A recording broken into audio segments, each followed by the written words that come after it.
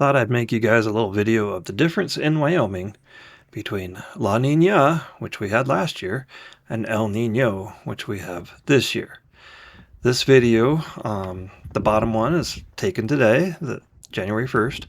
Top one was taken January 2nd, a year ago.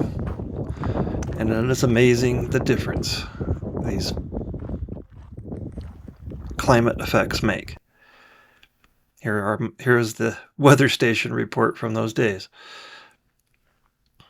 I did get a new wind system since then, so that explains the difference in readings, but the gauge was also buried in snow, so it couldn't read any wind a year ago, and that's on the left side. Here is the interstate. Last year we pulled a person out of the ditch that had slid off the road, and this year it was shirt sleeve weather. short shirt sleeve weather. I can't even say it. Hope you enjoyed it. Thanks. Bye.